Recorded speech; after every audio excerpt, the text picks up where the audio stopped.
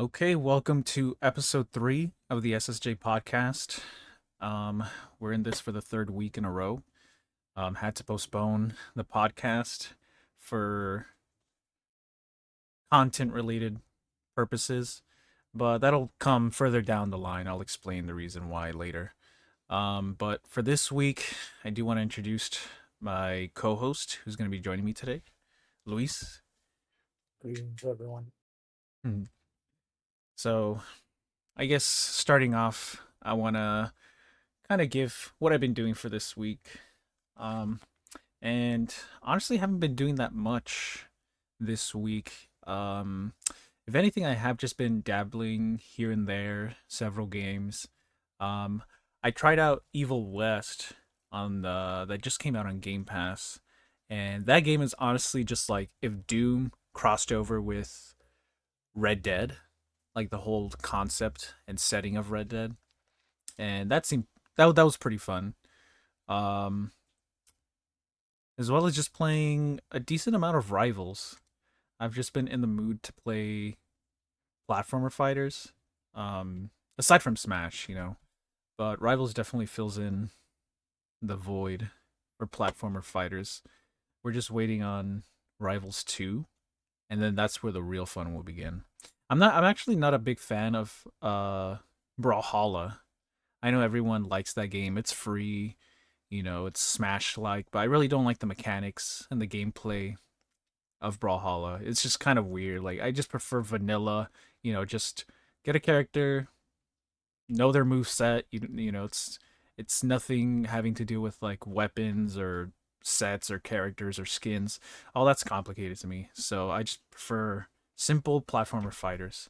And um aside from that, I just a little bit of Minecraft here and there, preparing myself for Fallout, the show, which I have been playing a little bit of Fallout Shelter just like as I've been kind of taking care of my son. So it was a nice little refresher on like I guess the Fallout world. Certain things that I could be expecting from the show, which by the way, I've only seen the first episode. I did not have enough time this week to watch the rest of the show since they just dropped the whole season just out of nowhere, and it was during when I was working, so I couldn't handle it. But aside from that, yeah, just been chilling and vibing. Taking it easy here and there. I just got back from work too, which it was raining. It was really bad too. Like for the first half of the day, it was all right. Like I was going at a pretty good pace, but then like around 5 o'clock, that's when it started to drizzle pretty hard, and now I'm like soaked, and I'm just like in need of a shower. Yeah. What about you, Luis? How you been? What you been up to?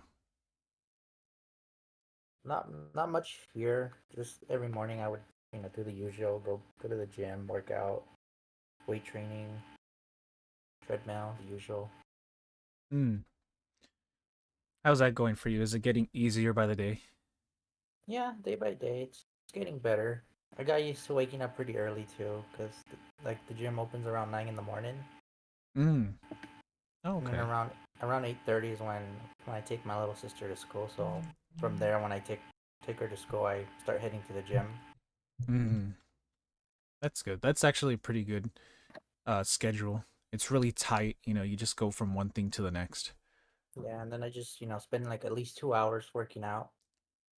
Oh, nice. What Yeah, what specifically have you been like working on? trying to rebuild my cardio, Hmm. like running on the treadmill. Running. Yeah, Nice. and then weight training, trying to gain more strength. Hmm. Always needed. Um. Well, funny enough, like for my work, it does require like cardio, so I kind of do get that in. Almost every day. I mean, I work 4 days out of the week, so it it helps me to stay in shape for the most part every week. But then on my days off, I just really like break down and become a sloth pretty much. a gluttonous sloth doing nothing. Well, not doing nothing exactly, but just not being as active as I would like consistently. But you seem to be doing it like every day, right? Yeah, like almost every day. I would take at least one day off sometimes when I start feeling swole. Feeling swole. Yeah. Yeah. Mm, yeah. Is there anything that like you take to go alongside it? Like do you have like a specific um meal or what is it, substance? Like nothing like crazy, but just like, because for me, I drink a bit of G Fuel whenever I feel like I need like that Mm. energy. I just eat a Um, banana every morning. bananas are good. They help your bones and they Yeah. keep your muscles Yeah, the feeling potassium. refreshed. Yeah, yeah, I definitely need that for work because my joints, oof, they're giving out. Mm. Yeah, that's really nice. Keeping it healthy, keeping it positive. Let me see. I guess we could jump right in to some of the news that I've kind of collected for this week for the most part. Kind of like the significant ones that kind of stood out to me personally. I know that there was a lot of other things too, but these are the ones I kind of like feel like that we can have like a discussion about or things that I have like an opinion about. Um I guess the first thing is Xbox having a showcase pretty soon and a lot of things coming out from Xbox. I know a couple weeks ago we had like Hollow Knight Silk Song game get listed up, and I know this week they they had a rating for the Spiral trilogy go up on a website, so that seems to be going to Game Pass pretty soon. So just all of these rumors, leaks, and like I guess what would you call it, articles talking about these games popping up on websites. It seems like Xbox is like getting ready for what people kind of assume like a showcase for the summer.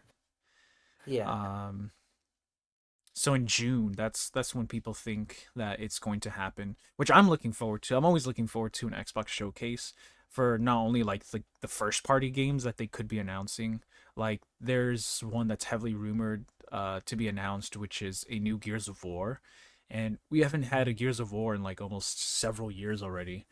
So I mean, I've never been into the Gears of War franchise aside from Gears of War 3.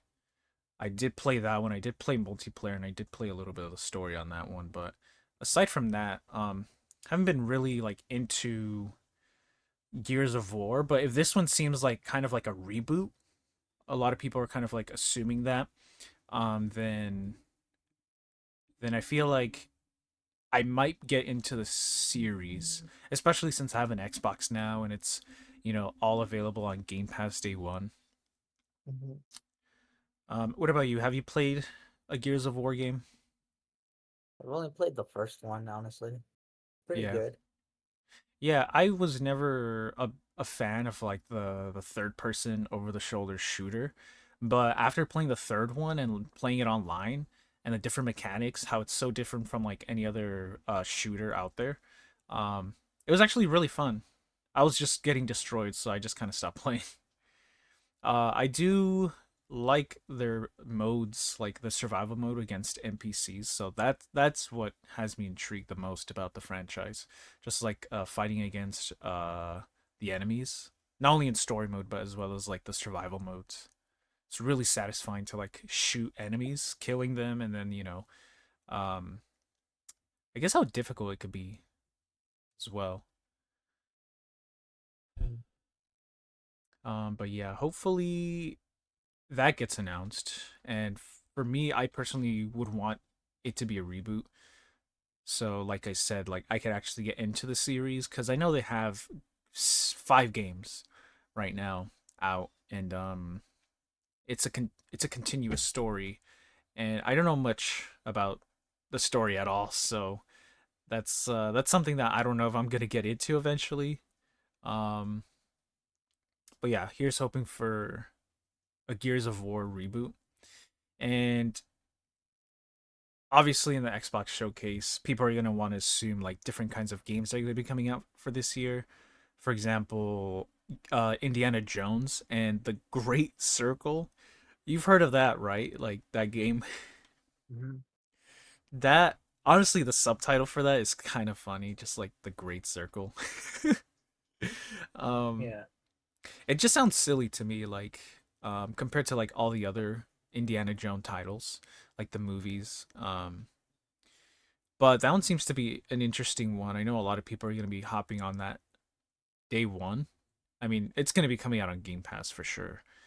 Um, and I guess the mix of third person and first person with that game, um, I guess for an Indiana Jones game, um, and I believe it's made by the same people who made, I think it was the Dishonored games, right? Dishonored and Deathloop. So definitely those developers are tackling this kind of game. And obviously, it's going to be Game Pass day one, so I'm just going to go ahead and try it. Not even going to waste my time buying it. If I do like it, then there's a chance that I might buy it, but only for preservation purposes or just so I could have it throughout, each console, each platform that I have it on. And then I guess since I'm, mentioning Game Pass, what new games are going to be going to Game Pass as well? Like I mentioned, there was rumors of you know, the Spiral trilogy coming onto Game Pass, so that just kind of alludes to different kinds of games from Activision Blizzard going onto Game Pass. And I know a lot of people are like, "Oh, like the Call of Duty games, the Diablo games, the uh some of the Blizzard uh owned IPs, for example, like there's a chance that maybe World of Warcraft could go on there or even what's the other one? Well, I guess Smite is already on consoles because it's free to play. Um, but yeah, I would be very interested in a lot of the Activision IPs, considering I what they made. I mean, obviously they made the Call of Duty games, but also they own the Crash games, the Spyro games. Um, Let me see, and a lot of older Xbox 360 games as well. So I feel like on top of Activision Blizzard bringing back or putting their games onto Game Pass, I feel like they could possibly have their older titles and IPs coming back in some sort of way, like backwards compatible, Xbox 360, some way. So I'm really Mm. hoping for that. Did you ever own an Xbox 360? Yeah, I have. Yeah. I remember the days of games with gold. Now that was something to look forward to every month, just like what the new games were. Yeah. Um, what was your game? What was your thing on the Xbox 360? I'm curious. In 360. Yeah, what was your go-to, your comfort game, or your favorite game on the 360? I guess. Well, I used to play some COD with my cousins. Oh yeah, which one? Black Ops. Black Ops One. Mm-hmm. Yeah, that one's a good one. I know for me, because I really didn't like Black Ops 1 as much just because of how the gameplay and the mechanics were. For Yeah. me, it was a bit janky, but I know people like that. For me, it was all about Black Ops 2. Black Ops 2 was my game on the Mm-hmm. 360. It was that and Skyrim. Those two were my games on the Xbox 360. Let me see. I'm looking at my collection right now, and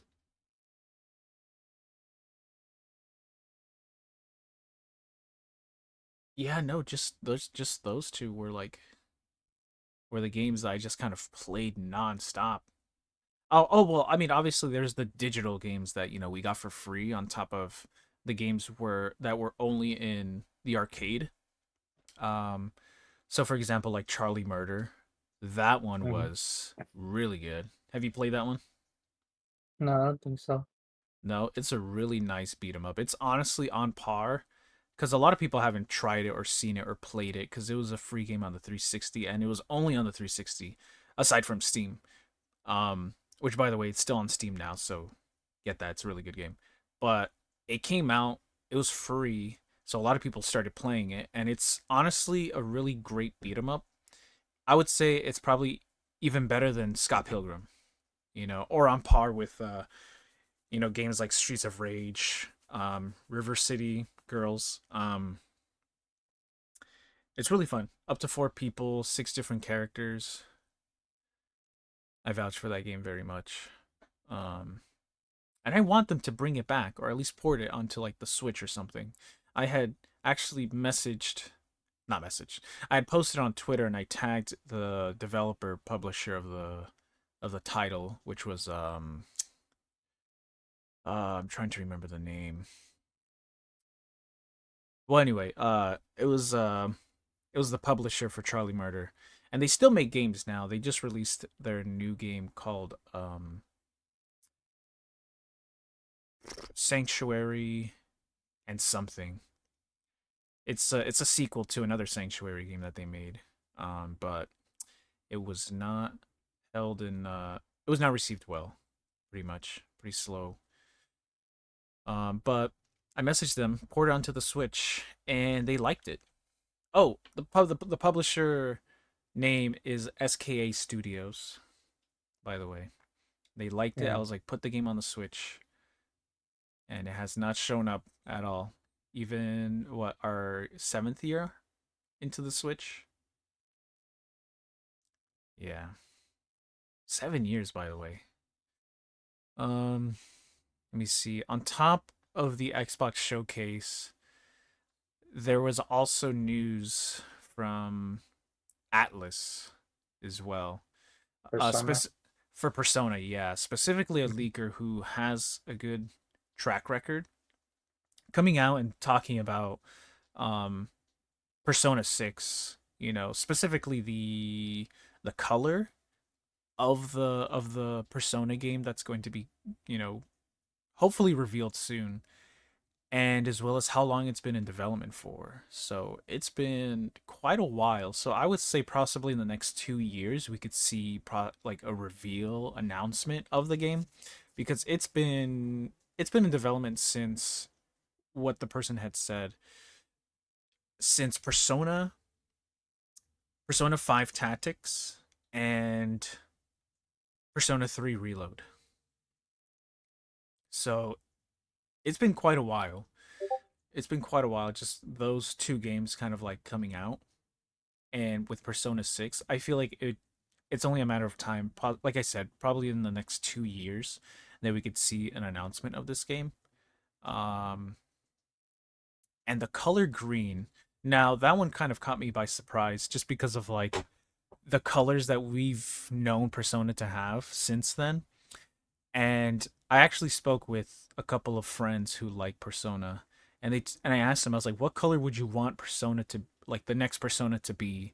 And they came up with like colors on the opposite side of the spectrum, which was purple or black, you know, because those seem to fit like a sequel to Persona 5, how it was just like red and bright and very the color fit the mood of the game. And then for a sequel, we don't know what the game's going to be about, but for it to have a kind of more appealing color, for the mainstream, for the average player, and for the hardcore players as well.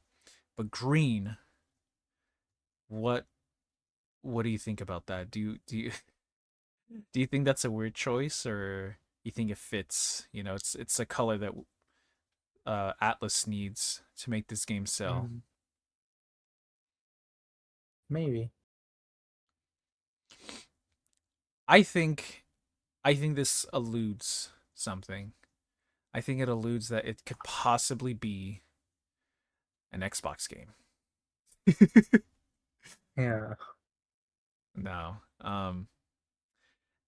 Green is a very odd color. It just kind of reminds me of the shopkeeper in Persona 5 and how that looked. So it could go well.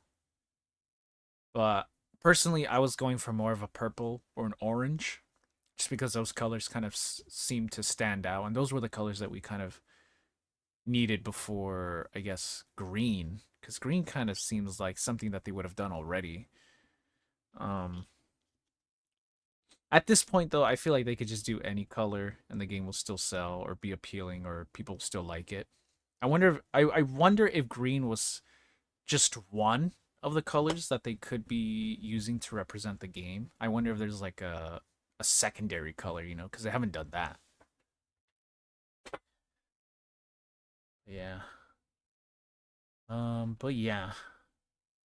And then speaking of, I know, I know we had just talked about Prince of Persia remake and then the new Prince of Persia game, but there's a new game that got announced for Prince of Persia from Ubisoft, um, which is called the Rogue Prince of Persia, and it is being developed by the Dead Cell developers, and it's in the art style of Dead Cells as well.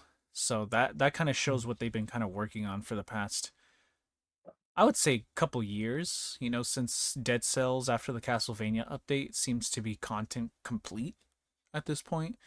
This is what I'm assuming because they themselves said that they're gonna stop working on Dead Cells, I think, and work on something else, something new.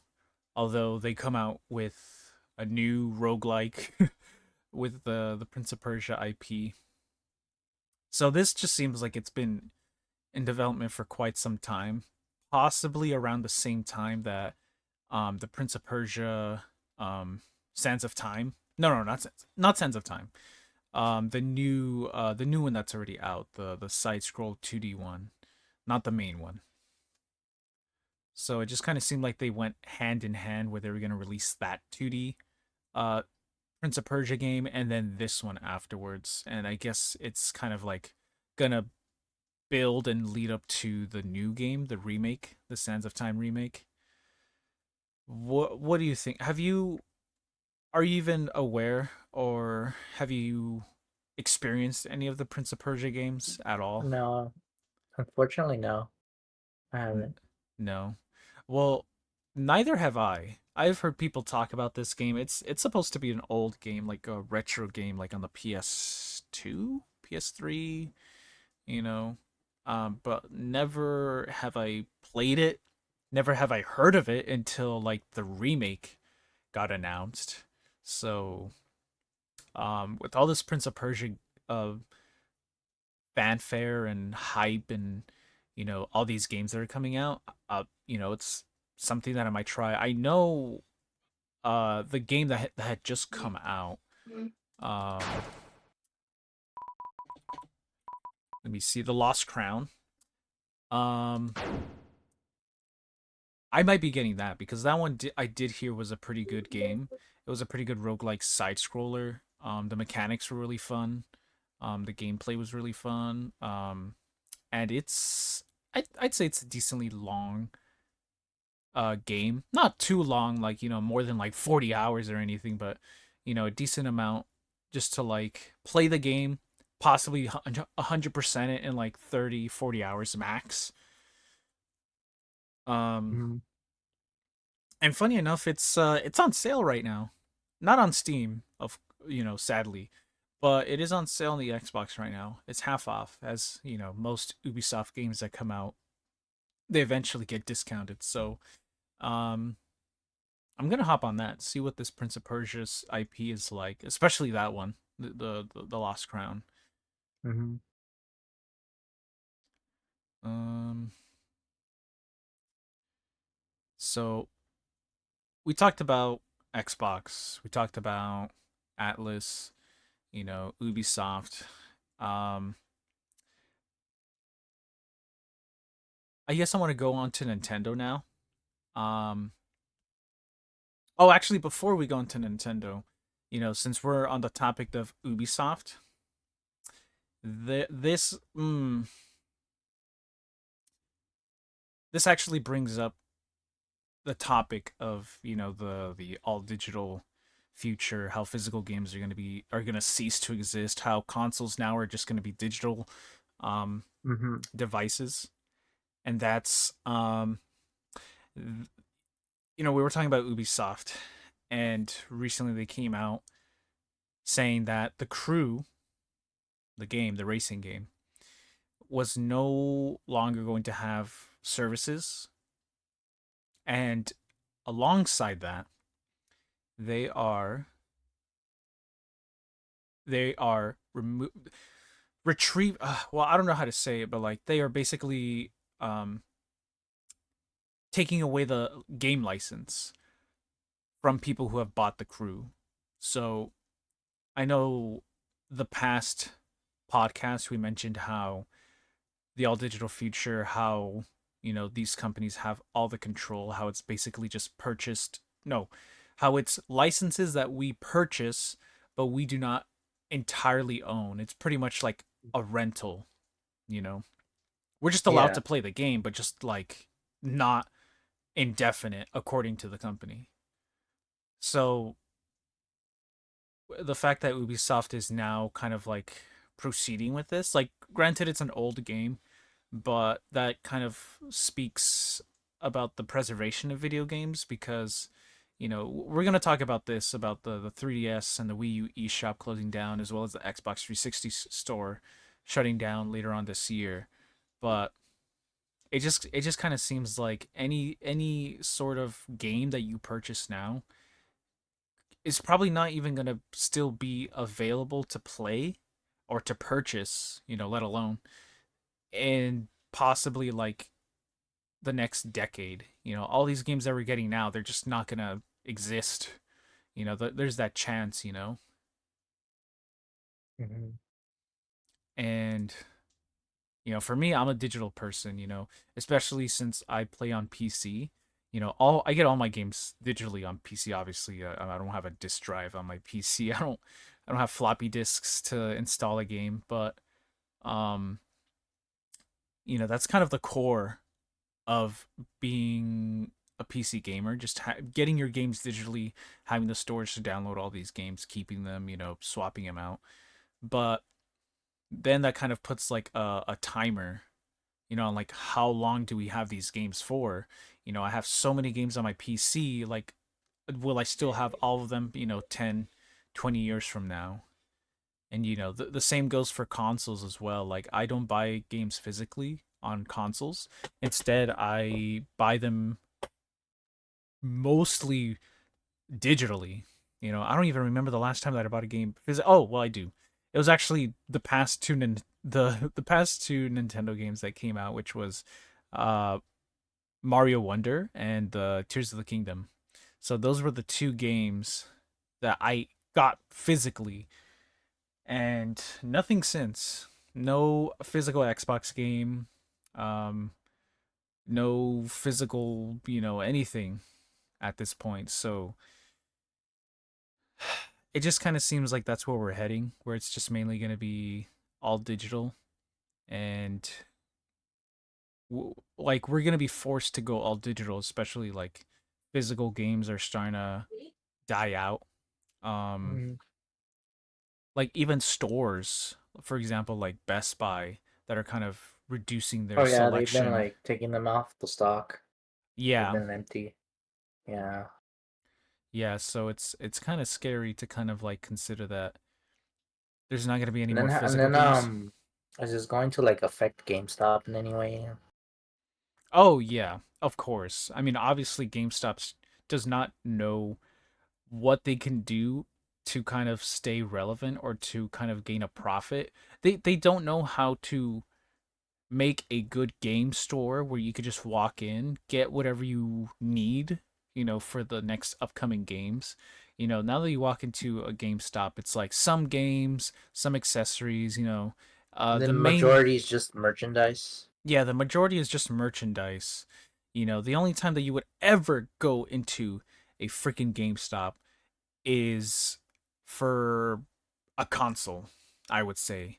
Like if you want the new PS5, right, or the new Xbox or the new Nintendo, console or Switch even, you would most likely go to a GameStop if say your local Target or Best Buy are closed, you know. I would say that's the only reason why you would ever go into a GameStop now. And the fact that physical games are going to be taken um off everything. They're no longer gonna exist possibly in the next 10 years. What then of GameStop? What then of like anything of physical copies and games? The only one that I see surviving this is Nintendo, just because they personally are not heading towards that anytime soon. In my opinion, I feel like they're still gonna do physical, just because Mm-hmm. that's how they've always been their format of games. Whether it's disc or cartridge, they've always stuck to that, and they're the only ones that seem to be thriving off of physical games, where it's not a dying trend for them. Instead, for the other consoles, the other platforms, for PlayStation, for Xbox, people just prefer to get digital. You know, I would say more so with Xbox because of Xbox Game Pass. So we're kind of being led to this, you know, um, final destination that like we have no say in, and with that kind of leads into the because the all digital features, it's its own topic, its own issue, but with the crew being taken away from people who have bought it and they had no choice unless they have a physical copy, right? um it has started up an initiative by a legal team called the Stop Killing Games campaign, and that campaign pretty much is pretty self-explanatory. Where for example, with the Crew 2, they're basically taking away the licenses, and this team is trying to kind of show the negative impact from that, from the gamers, from people who own those games. And it's like, hey, why I paid for this? Why is this being taken away with no warning, with no, why can't I just keep my game? So that's what this group, this campaign is kind of setting out to do, to kind of go through the legal procedure to either get recompensated or to kind of convince these companies that they shouldn't be removing licenses or taking games away from people who have purchased them legitimately. You know,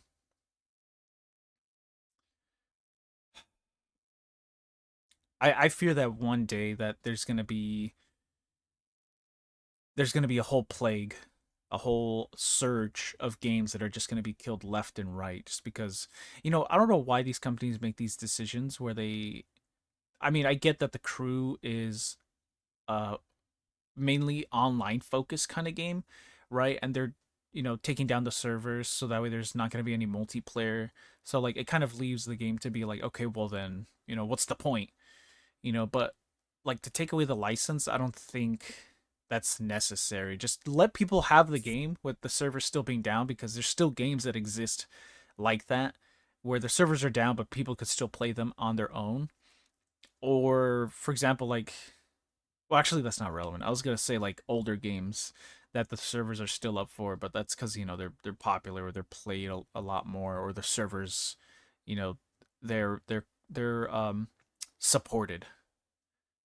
Um, but with the Crew, that kind of leads into the closure of these storefronts as well, because it could not only be the company, but it could also be the the console, the store, and the publisher as well. So that's a segment into the Wii U and the 3DS eShop and the online services closing. So both the online services and the eShop have been closed. So that means you cannot buy any new games, and that means that um you cannot play online with people. Specifically, I would say Nintendo games because I know that there's some games that are exceptions. For example, like Call of Duty Ghost. I think those are Activision servers, so those are not affected by it. But just overall, in general, right? Um, so with that, it's just how old does a console have to be for them to kind of say, okay, yeah, they're done. Like their legacy is kind of complete at this point where we could take down, the online services and the store, you know, unable for people to purchase any games or to even play online with other people. Say like if some kid doesn't have the newest console and they're still on their Wii U and they're playing Smash Brothers, right? And they can't play it anymore, then they're kind of like left there with just a console that can't even play online. And I just kind of want to know your thoughts about that. Like, is it necessary? Do you think that like it's really necessary to do that? No. Because I think, like, I know it costs money to keep these servers up, but for example, like, why the eShop? Why would they prevent people from purchasing their games that they could still make money on? Just so that Hmm. way they could kind of push people along to, whatever's next. Whether they can or can't. I'd say that just still leave it open. I would say leave it open because I would expect this from the Xbox 360, right? Which is still an issue in my opinion, but the fact that it's older and more outdated, than the Wii U and the 3DS, because the 3DS there's so many 3DSs out there that have been sold, you know, um, over hundreds of millions of 3DSs. So it's like, why would you kind of kill off, um, you know, a a base of fans, a fan base of those fans? Just leave them behind pretty much. And for the Wii U, I get it that there weren't that many sold, and I get that the numbers are very small. They're dwindling, as the Switch is getting more popular. But is it really necessary to take both the Wii U and the 3DS eShop? I mean, the eShop one is the one that kind of surprised me the most. But the online services, you know, um, for me that kind of rubs the wrong way. Especially coming from Nintendo, because they've been recently doing this. Because first it was the Wii, right? It was the Wii last year, right, where Yeah, the Wii. the Wii Shop channel and the online services have been down, no, for a while Yeah, already. they've been down.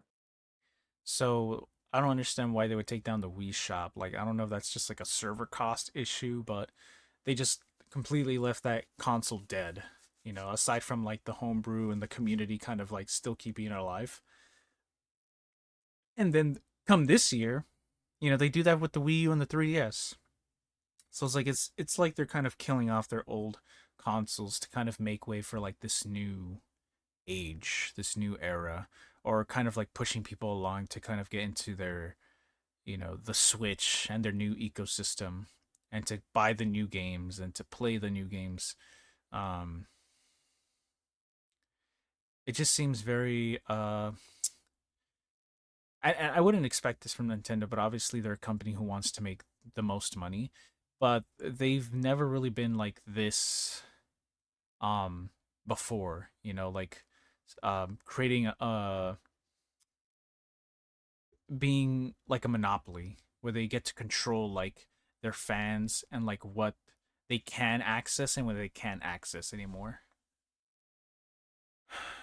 It's very out of character. I mean, obviously, given that pattern that last year the Wii was taken down the Wii Shop, and then now this year with the Wii U and the 3DS.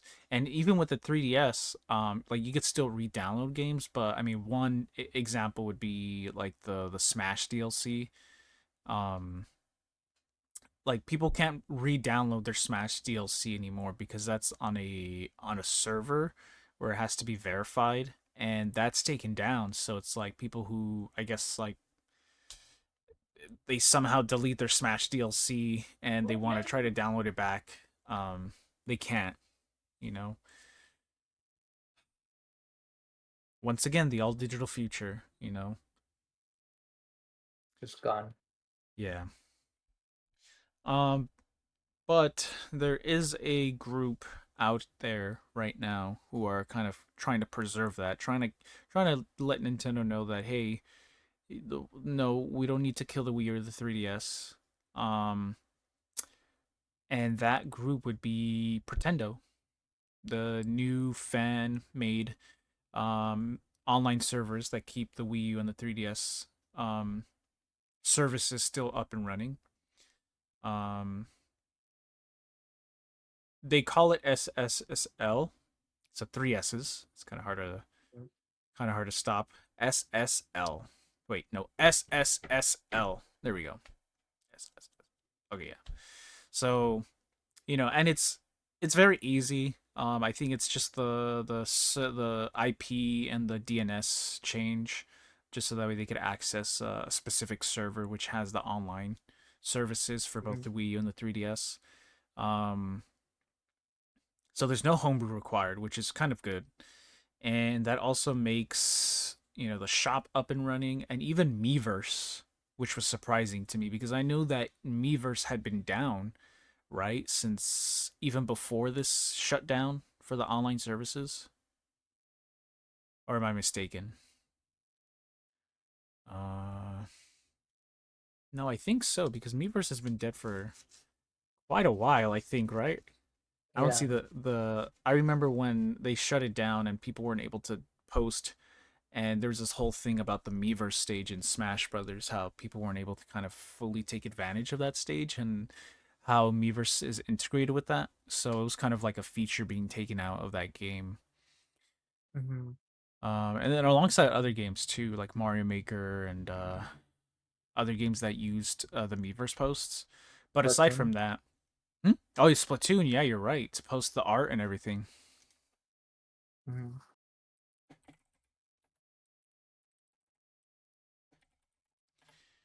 Um, but yeah, so that's really good that this group is kind of like putting themselves in the limelight in I guess in Nintendo sites because of what's been happening with with a lot of fan made content, for example, with like Yuzu being taken down. Obviously they proceeded with legal action with them, got it shut down, got their Patreon, got their Discord shut down. And then I don't know if you heard, but they also got to the predecessor, which was Suyu. They also took Mm-hmm. down the Discord for that, and I don't know what else has happened since then. I don't know if it was like a complete takedown, if it was even from Nintendo, or how this is kind of gonna like what the result is gonna be of it. So, um, so I give props to this group, to the ones who made Pretendo to kind of keep the Wii U and the 3DS alive. Despite you know, despite the all digital future. And speaking of shutdowns, it's not relevant now, but it will be in the next couple of months. But kind of to go alongside the shutdowns, the online games, the preservation of video games, the Xbox 360 store is also going to be shutting down on July 29th. And I think from what we talked about, the Xbox 360 was such it was a great console. It was basically like a majority of my childhood growing up, not only from my neighbors owning it and letting me play on it, but having my own and continue to play it, up until, I went back to Nintendo, kind of became a Nintendo fan afterwards. But that period of time where I was just, playing Call of Duty, playing all these third party games, playing all these Xbox games, um, it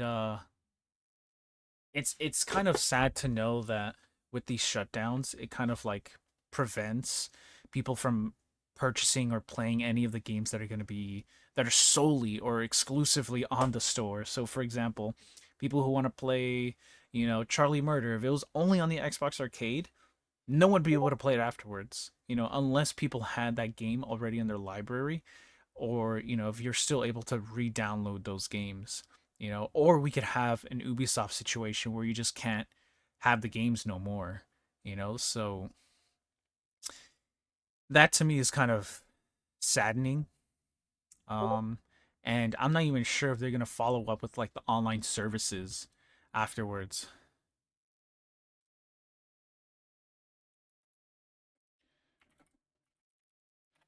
I know for the Xbox 360 store, I mean, for now, people are still going to be able to purchase games. I know Mm-hmm. that they're going to try to discount games. Publishers, developers are going to try to make their games more accessible before the store shuts down. And one of my hopes is that people will take advantage of it, but also Xbox will kind of see that preservation of games is important. So that way they could kind of transfer those games to backwards compatibility for newer consoles. So on the Xbox One or the Xbox Series X. I know that there's a lot of Xbox 360 games that are backwards compatible on the Xbox Series X, but not all, especially those Xbox arcade games. Like not all of them are on there, and those were pretty much the indie section for Xbox, and I know a lot of those games were really good. So that's where my concern lies. You know, all those games that are going to be discontinued, not being able to be purchased or played anymore, you know, um, pretty much just the store shutdown will kill those games. They'll kill them off.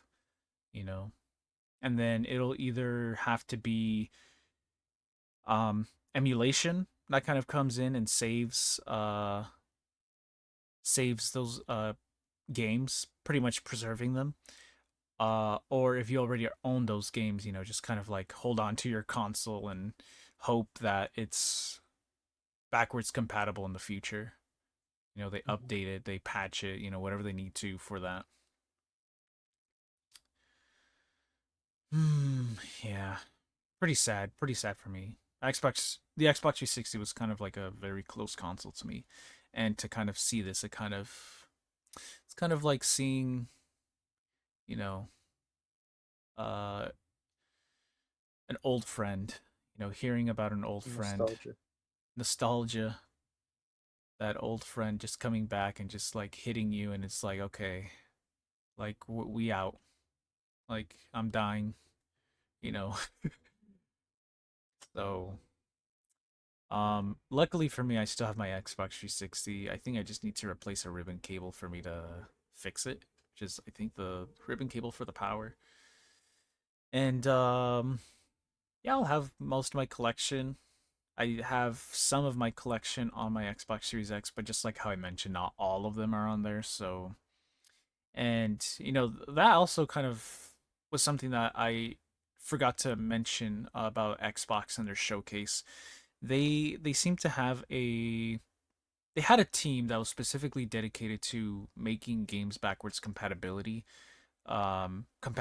on the Xbox Series X. So original Xbox games, Xbox 360 games. They worked on several games that they could possibly license, or the games that they owned, and bring them up to um up to the newer consoles so that way they're able to be played. And they did a decent amount of those Xbox and Xbox 360 games. Obviously, they can't do all. I would really hope that they could, like whether if it's just like a program or just like an just a method for them to let them just be played, you know. because it's like, bro, just drop it on the Microsoft Store and just let Mhm. it run however it can. But um, that that team that focused on those backwards compatible titles, they had pretty much had stopped and worked on other things in the background for Xbox, whether it's you know uh R&D or pretty much working on patches for other games or the console itself.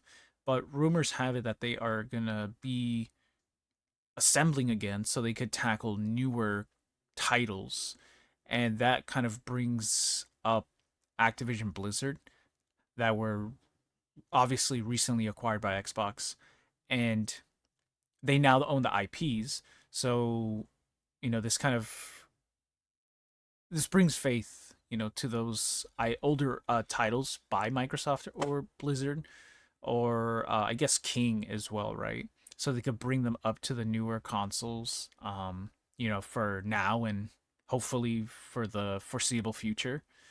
Um, there's not much that I know about Activision or Blizzard's older IPs, but I do know that Call of Duty is like the main focus of that. So bringing back older Call of Duties to the modern consoles with new updated servers, upgraded graphics. So, there's been a lot of rumors that they are doing something with Black Ops 2. Like they're either gonna put it on Game Pass alongside other Call of Duty games, alongside other Activision games.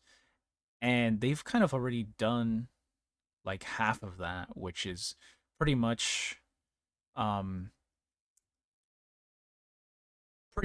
adding new servers to Call of Duty, specifically Black Ops 2, and I think COD 4 or Modern Warfare 1.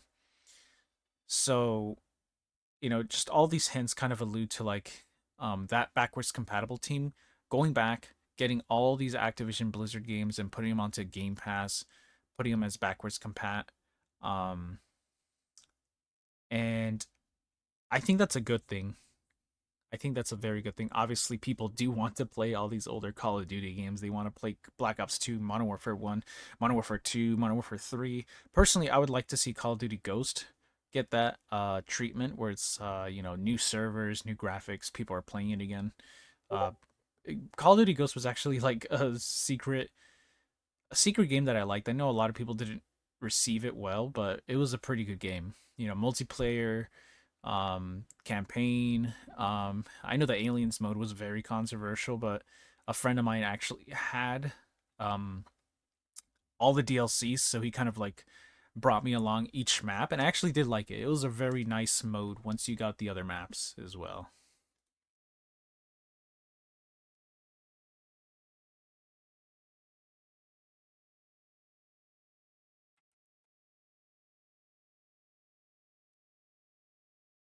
Hmm. Let me see. I guess the last thing that we could talk about here is I guess since it's sort of on the topic about Fallout, Fallout 4 specifically, um it getting that next gen update to I believe 4K 60 FPS. I think that's what the specs were for that when they had promised the update. Coming out later on this month. I believe on the 25th or the 28th. One of those two dates. Um I mean, I have Fallout 4 on my PC, so I really don't need that update. I have it on Steam, so I can't do any cross save between my Steam save file, and my Xbox one. So I think this update is just uh for those who have either console version or PC version of Fallout 4 via Microsoft Store. But for me, I already have it on Steam, so this is it's cool, but it's something that I'm not like gonna take advantage of. Um, And there was one more thing Fallout related that I did want to talk about. I don't want to talk about the show, but something about the show that kind of the director, actually the head of Bethesda, which was Tom Howard, Todd Howard, Tom, I swear. Um, Todd Howard mentioned about the show where its fans were kind of questioning like where it lies in the Fallout um chronology of the games. So if it's like, oh, this plot is it supposed to be like a Fallout 5? That was the question that was asked, by the way. And Todd Howard responded. Let me actually pull it up specifically. So, um, mm,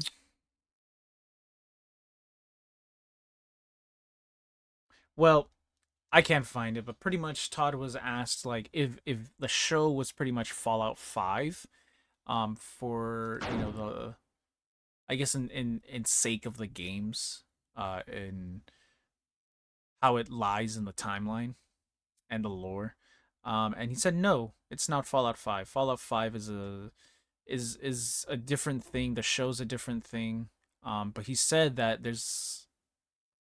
he pretty much confirmed that there is a Fallout 5 where that is supposed to be reserved for a different story. A different tale, a different timeline, different period, different location. So that's good to know that they are sort of thinking of Fallout 5, as a video game in the form of video game. Um I don't know how they're gonna do it because they're still working on Elder Scrolls 6, and it doesn't seem like it's gonna come out anytime soon. So, oh, you changed your avatar. Yeah, I changed it. Yeah, you went from being villager to Golden Dorado Fett. That's right. Yeah. Uh, but yeah. Let me see. So, where are you on I guess most of this about preservation of games, digital future, you know, Mm, I guess things being considered outdated. hmm. It's a lot to, my mind's processing on all this. Yeah, it's definitely a lot to process just because of like the scale of how things could be, since video games are such a big thing. They're bigger than movies and music now. So it's like these companies, these shareholders, these executives are trying to make the most money out of it, whether it's just throwing money at something, trying to make or force games to be live service, and then now kind of like controlling how people buy their games or play their games. It's like I mentioned earlier with Nintendo, like it just seems like it's a huge monopoly. Like the capital,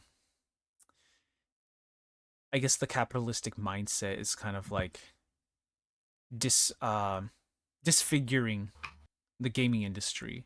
Like there's multiple layers to this. Like obviously, like how it affects everyone and everything. Gamers, developers, the companies, the IPs, like everything. But I just feel like um I mean, obviously, it's like a generational thing. It's a technological thing. Where obviously we're moving away from physical media and we're going into more digital, more on demand. Um, so, but I just feel like companies are taking advantage of that just so that they can make more money because companies do make more money when they sell games digitally instead of physically. And I think that's, given because obviously they have to make the packaging, they have to make the physical media, they have to sell them to these storefronts, they have to pay these factories to kind of like produce the games. So obviously all that gets trickled down to like a percentage of like what the company or what the developers or um the dev teams make, you know, as in a profit. Where if it's a $60 game, they'll sell a physical copy and probably make like $30 or $40 of profit off of that.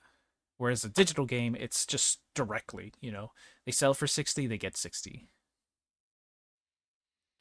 So I feel like that's where the mindset of these companies are at. Um, Taking advantage of like advancing technology. But yeah, it's just a shame how the preservation of video games is kind of like it's becoming more apparent that it's something that needs to be taken serious. And let me do bring up a question that was said in the Discord by Big Yosh, and it was not about OJ Simpson. It was actually well, this is his question. He said, "You think the Year of the Shadow that Sega is doing will turn out better than the Year of Luigi?" Which is kind of funny because they did announce the Year of Mm-hmm. Shadow a couple days ago, which was kind of like it was kind of weird because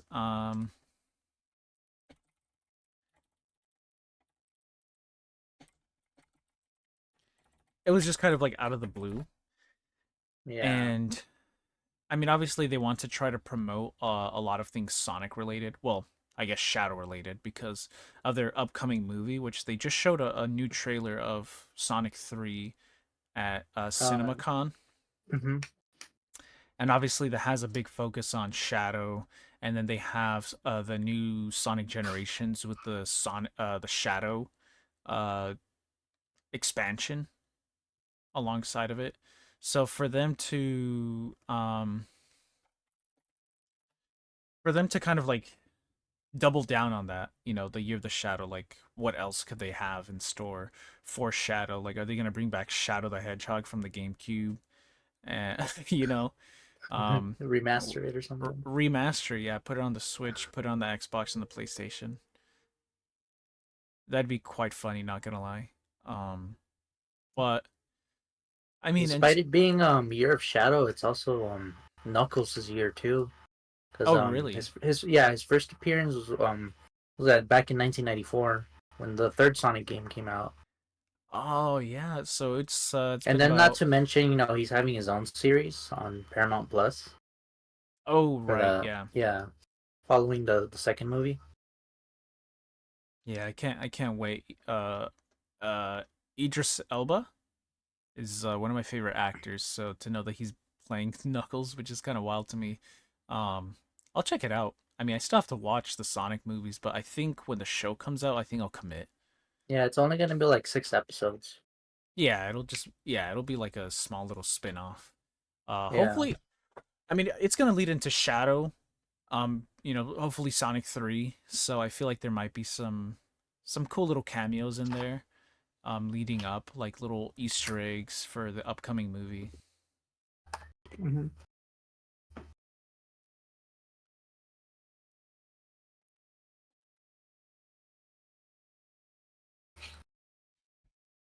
Um, I mean, Year of the Shadow, I don't think it's gonna be as bad as the Year of the Luigi because I mean they tried as hard as they could to promote Year of the Luigi. They put Luigi everywhere, made him his own game, put him in the expansion of Mario U Deluxe, and I think they had a Luigi's Mansion that year. No, I am I mistaken? Did they or they didn't? I think it was the second Luigi's one on the Mansion. 3DS. Yeah. Yeah, Dark Moon. Yeah.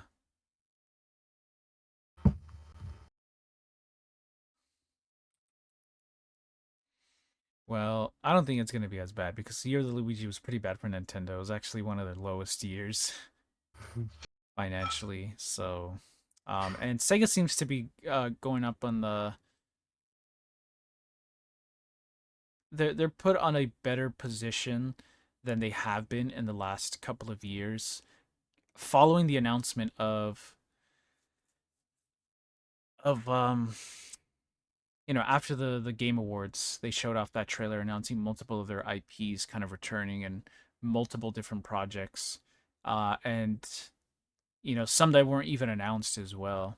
So they had Crazy Taxi, they had Jet Set Radio, they had Golden Axe, they had what else did they have? Um,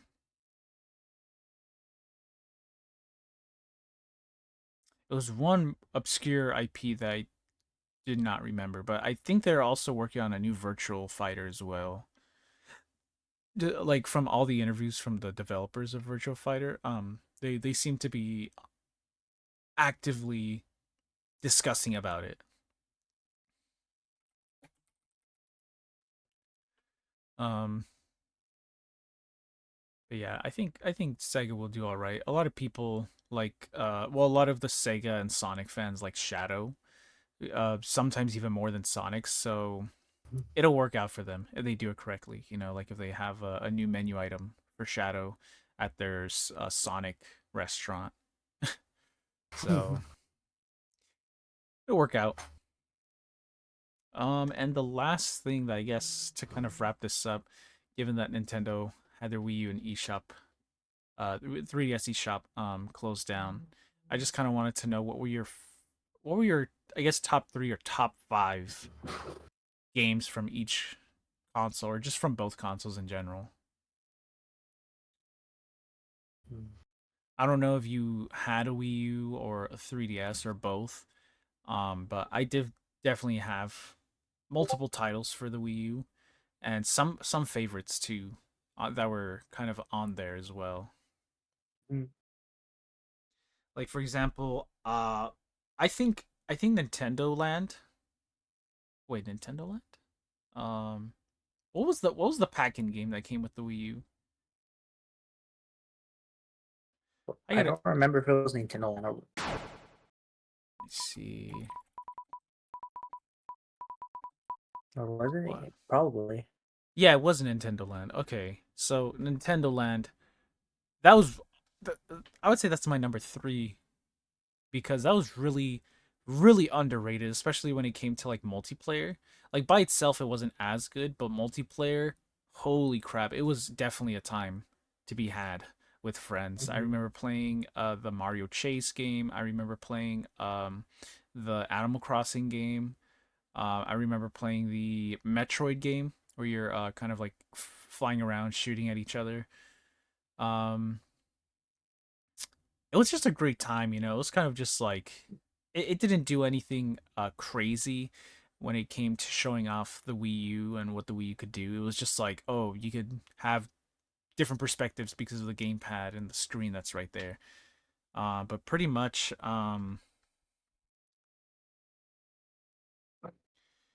that was definitely a good game that I played with friends a lot. It brings back a lot of like good times and nostalgia. Hmm. What about you? What would you consider your one of your favorite games on the Wii U or 3DS? The Wii U or 3DS. Uh, yeah, I mean, there's quite a few, especially on the original Wii. Like, I mainly one of the games I loved playing on the original Wii was Wii Sports specifically. Mm-hmm. The bowling game was pretty fun, honestly. Just Yeah. toss. Honest, all of the Wii Sports games were super iconic and super nostalgic and honestly a great time. I think a lot of people could relate when I say that boxing was probably one of the ones that kind of had most of the family get together because I remember when my uncle would come on over, they would want to put the Wii on so that they could play boxing. And I remember that my dad and my uncle would kind of be playing against each other, as well as bowling as well. My uncle was a big bowling fan, so he uh, he fucking destroyed everyone, dude. I think he got like 11 strikes in a row. Dang. Yeah, I was like, holy shit. He was locked in. He figured out the code, He the sweep the score. wall hacks. I swear. Yeah. It's crazy. But yeah, Wii Sports. Yeah, it's honestly all-time classic. Um, let me see. Obviously, I think I could say for almost everyone that what made people go and buy the Wii U was Smash Brothers on the Oh Wii U. yeah. And I think that was honestly mm, I I don't know whether to say if it's just as good as Ultimate. I mean, DLC aside, right? Because obviously we have a lot more characters in DLC. I feel like the Wii U version um had Smash Tour, and that's definitely what kind of like um balances like which game I prefer more between Ultimate and Wii U. Because Smash Tour is honestly a really fun and creative and new kind of Mm, game mode. Like obviously it was just like Mario Party, but then like would people would clash, it would just be yeah. Smash. But it was such a good time to be had because of all the different items, all the different mechanics. Um, it was really fun. And It gave off Mario Party vibes, which is like obviously like always a good time. You fuck someone over and it's just hilarious, or you get fucked over and it's just like you rage. But it was always really hype and really fun to play mm, Smash Tour. That was just like um a personal memory, a personal favorite thing about Smash Brothers on mm, Wii U. But overall, Smash Brothers on Wii U was just kind of like yeah.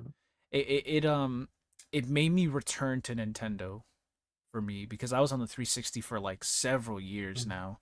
And obviously I had heard about the new Smash Brothers. And I was like, oh, I gotta play this. I remember playing Smash Brothers on the Wii, on the GameCube. So Smash Brothers is what got me back into Nintendo, and I've been with Nintendo like ever since. The Wii U, the 3DS, the Switch. mm, Let me see. Hopefully I didn't take one of yours, but I don't know if there's another Wii U or 3DS game that you would consider mm. like your favorites. Wii U or 3DS? Yeah.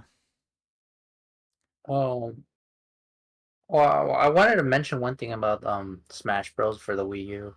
Oh yeah, go for it. One of the features I did like about it was that you were able to connect your 3DS in as a controller. Oh yes. Yeah, that was Yeah, I find super that pretty useful. interesting.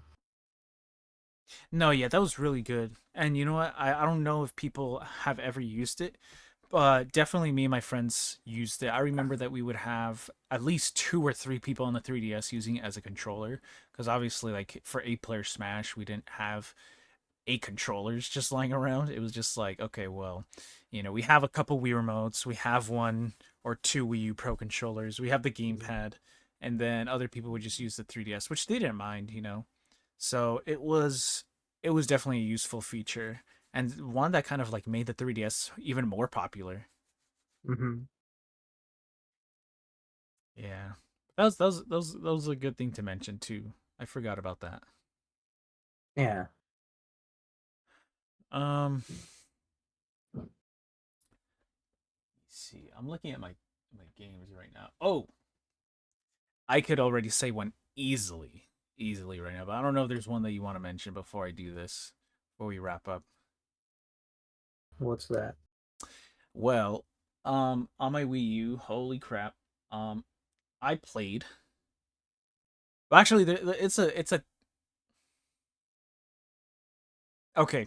I'll say one, and then I'm gonna say my runner up first, and then I'm gonna say which one was my actual top one. So the runner up was Skylanders. Surprisingly, Skylanders actually got into the series because my friend he showed me that he played Skylanders, and then there was a new Skylanders game coming out, which was it was Superchargers. So my friend decided to do a whole legacy on that, show me all the older ones, so you could convince me to get the new one because it was on the Wii U. So I had gotten Superchargers, but alongside that, before getting Superchargers, I had gotten Skylanders Swap Force and Skylanders Trap Team as well. I remember going to GameStop, paying like $20 for both games, and it was a good time. I still have well, actually, I don't have the figures anymore. My friend still has my box of Skylanders. So I gotta get those back. That's money right there. But yeah, that was a really good game that I first started playing on the Wii U. So and alongside with Superchargers, I also was able to get the Bowser and Donkey Kong Sky Meebo. You know Oh, the I the remember the those. term. Yeah, Yeah, I remember seeing those at Target back yeah, then. those are really cool to just be able to swap between Skylander and Amiibo, and they work too because I obviously played them in Skylanders, and they're really fun to play in Skylanders as well. And on top of that, there's also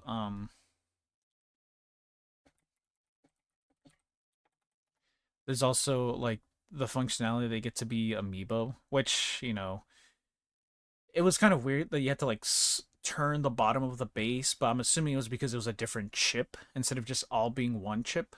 Um, but it still kind of was a really good idea on Nintendo and the Toys for Bob's part.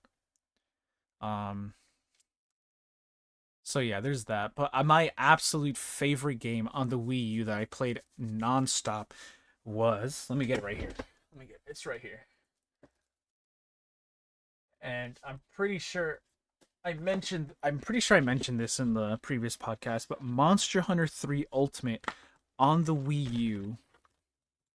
This was before they introduced Hunter Arts. It was just like vanilla Monster Hunter with just like more monsters, um, more monsters, more armor, more I guess not really that many new mechanics. I think in Generations that's when they actually implemented Hunter Arts and everything, but this was just Monster Hunter, but like the most recent one.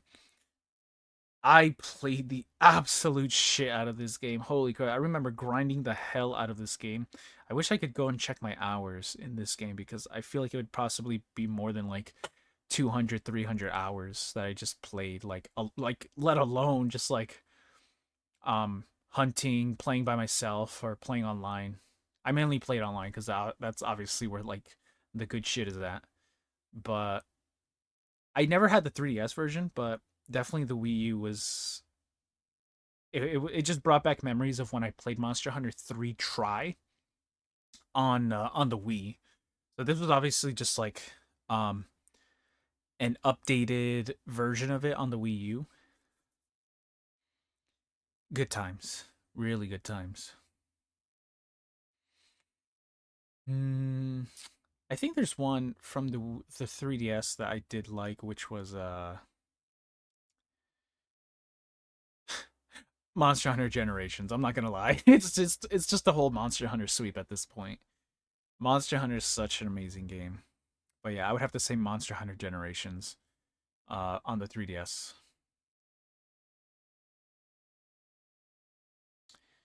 Um, well, yeah, if it's that's it, I feel like we could wrap up now and finally put this episode out there. I know it was postponed. Um, but hopefully um next week we'll have everything back in the correct schedule, as well as having that Fallout impressions video um out in the middle of this week before the next podcast. So, with that being said, I think we're gonna wrap things up now. Um, yeah, I have your information, Luis, in the description. So if anyone wants to follow him on either Twitch, and I believe you said you also had a Twitter handle, right? Hmm. No. Oh shoot, I believe that was Moibicity. Yeah. Yeah, so yeah, you guys can follow Mr. Gerardo Fett on Twitch. I'm gonna have a link of his in the description and in the pinned comment as well, so you could check out his VODs. Um, you know what we should do? Um, you should.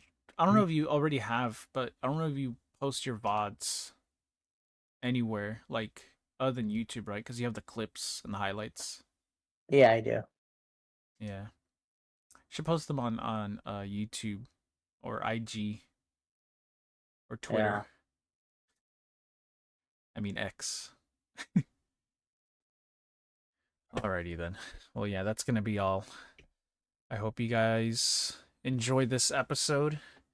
We're gonna try to get more people next week to have hopefully more interesting topics, creative topics, questions, things like that. And yep, this is goodbye. So stay weird, everyone, and have a nice day. right?